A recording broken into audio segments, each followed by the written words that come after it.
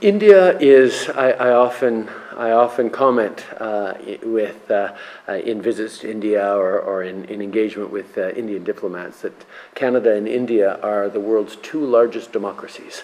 Us by size, them by population. And we should be able to get along. They are also a country of tremendous diversity, and that should be seen as more of a richness than it actually is, I think, in the current context in India. But the way Canadians are able to get along with our diversity adding to our country is, I think, something that other countries can learn from.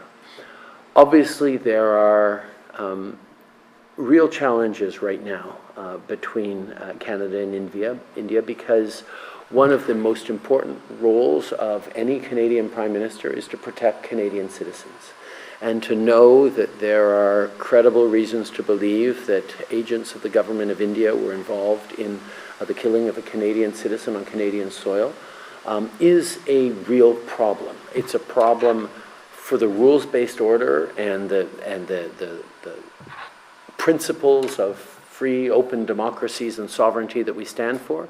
It's also a problem in our relations with India because we cannot ignore that. My responsibility to make sure Canadians are protected is my most important job.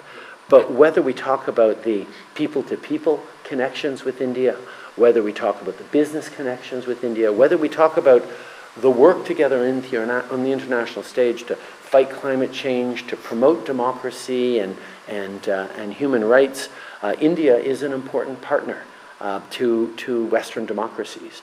So we want to get through this challenging situation, but there needs to be accountability, and there needs to be an understanding that respecting the rules and the laws and the sovereignty of Canada and Canadian citizens, regardless of their politics. In Canada, people are free to believe and support the political parties they want around the world.